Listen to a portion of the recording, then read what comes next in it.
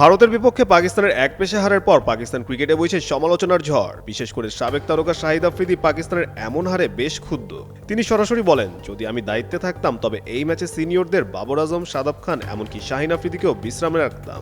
নতুন ছেলেদের সুযোগ দিতাম, তাদের আত্মবিশ্বাস বাড়াতাম এবং খেলতে দিতাম, কারণ সিনিয়ররা যথেষ্ট সুযোগ পেলেও পারফর্ম করতে পারছে না। আফ্রিদি আরও যোগ করেন, দীর্ঘদিন ধরে এই খেলোয়াড়দের দেখছি বড় দলের বিপক্ষে তারা প্রত্যাশা অনুযায়ী খেলতে পারছে না। যদি তারা পারফর্ম না করে তাহলে কেন জুনিয়রদের খেলার সুযোগ দেওয়া হবে না? মূল পার্থক্যটা এখানেই।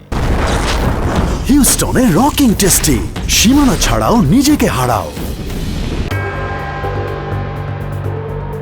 শহীদ আফ্রিদির কথা স্পষ্ট, পাকিস্তান ক্রিকেটে প্রয়োজন নতুন দিক নির্দেশনা ও তরুণদের উপর ভরসা রাখা। ভারতের বিরুদ্ধে ম্যাচে হারের সঙ্গে মিলেছে প্রস্তুতির ঘাটতি এবং অভিজ্ঞতার ব্যর্থতা, যা পুরো দলকে এক নতুন বাস্তবতার মুখোমুখি করেছে। তবে এই হারের মধ্যে আফ্রিদি মনে করছেন তরুণদের সুযোগই হতে পারে পাকিস্তান ক্রিকেটের নতুন আশার আলো।